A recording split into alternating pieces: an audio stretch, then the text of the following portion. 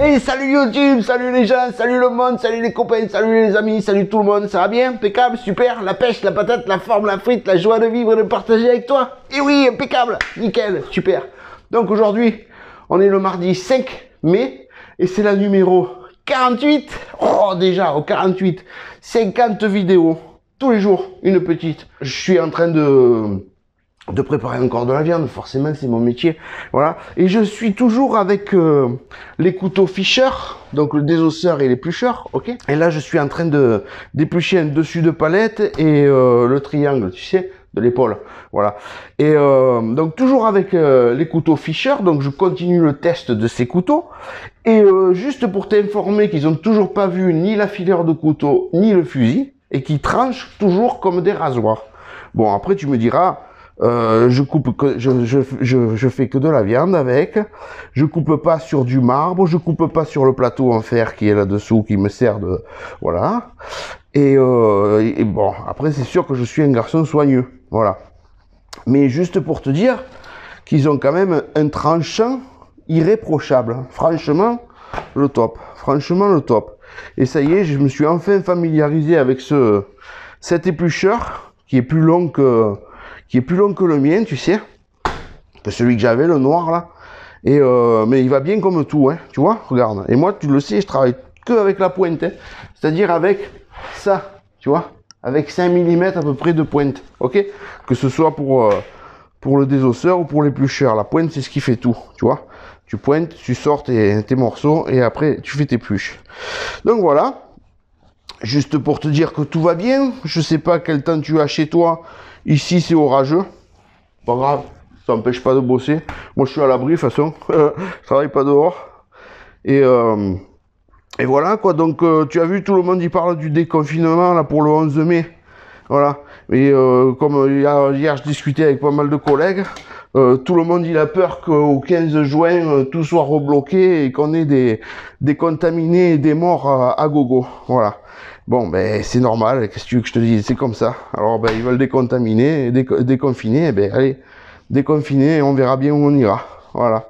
Bref, c'est pas grave, tant qu'on peut, on garde le sourire, on garde la pêche, on garde la patate. Et voilà quoi, sinon rien de plus les amis, hein. Ah oui, c'est ça que j'ai oublié de te dire. Hier soir vers les 18h, tu sais, tous les soirs, je vais parler un peu de chasse là, ouais, pour tous mes copains chasseurs. Hier soir, tu sais, vers 18h sur Facebook, tu as Bruce Boarhunter, Bruce Morin, qui fait un direct. Donc hier soir, il était avec Alice. Ils ont fait un direct donc pour parler de la chasse et apparemment on va avoir une formation sécurité à faire. Voilà, tous les chasseurs dans les 10 ans qui suivent, on aura une formation sécurité à faire. Donc d'après ce que j'ai compris, ta fédération elle va te convoquer, elle va t'envoyer une convocation.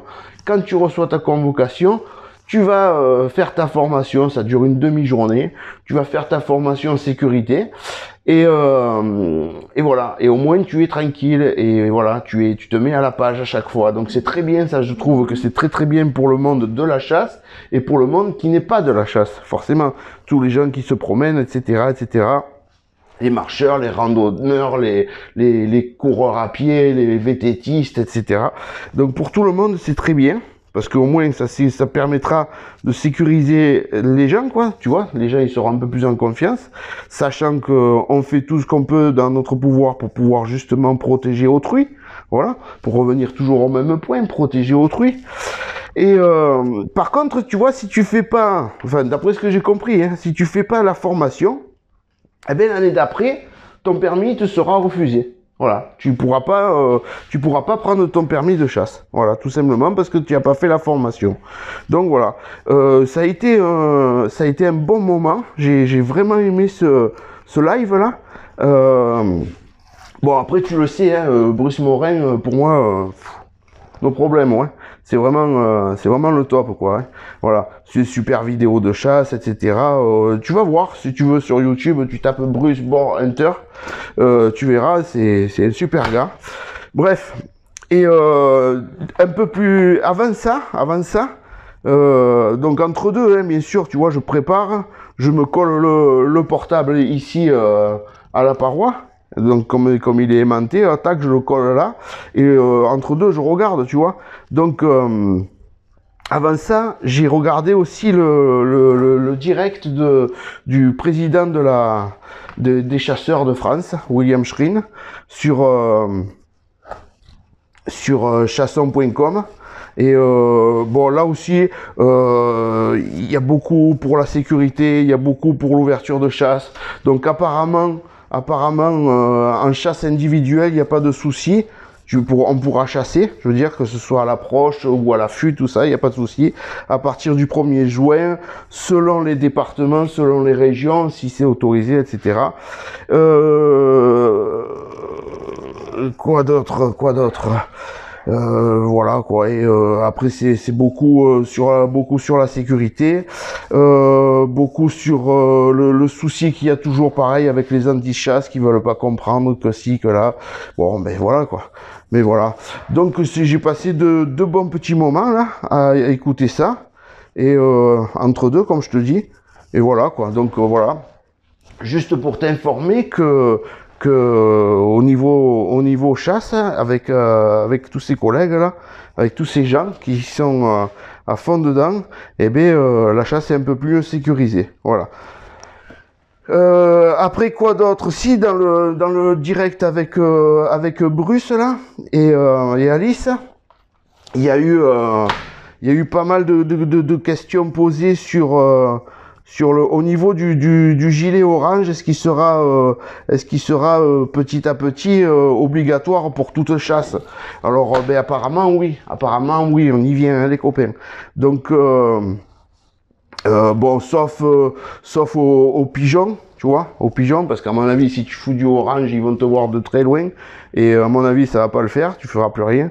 Donc, sauf aux pigeons, aux canards, tout ça, mais sinon, après, du moment que tu chasses, tu regardes tous les bécassiers, ils ont le gilet orange. Tu regardes chasseurs de lapins ou quoi, maintenant pratiquement de partout ils ont le gilet orange ou carrément la tenue complète orange camouflage, etc. Donc c'est juste pour la sécurité de tout le monde et d'autrui. Voilà. Que ce soit pour chasseurs et non chasseurs, bien sûr. Hein. Bon après, comme il disait, il y a pas mal de... Il faudrait quand même qu'on étale ça à un peu plus de monde. C'est-à-dire, du moment que tu es dans un bois, que tu sois à pied, que tu sois en vélo, que tu sois en montagne, n'importe où que tu sois, il faudrait que tout le monde y porte ce gilet orange pour être vu de tout le monde. Voilà. Et voilà quoi. Donc c'est en bonne voie, pour que la chasse continue à durer et perdurer. Voilà. Après, si vous voulez, je fais une petite pub là parce que je l'aime bien.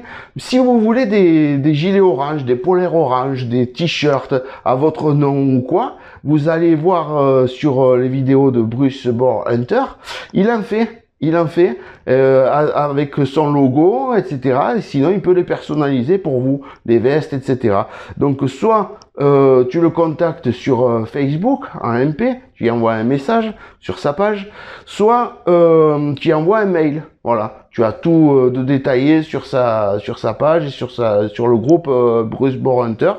Et voilà quoi. Donc, si ça t'intéresse, vas-y, ça vaut le coup. Moi, j'en ai pris personnellement. Bientôt, quand je les aurai, tu les verras. Voilà, je sais pas quand est-ce que je les aurai, parce qu'avec tout ça au milieu, Tintin Maluchon. Mais bon, ça viendra, t'inquiète pas, ça viendra. Avant l'ouverture de chasse, on les aura.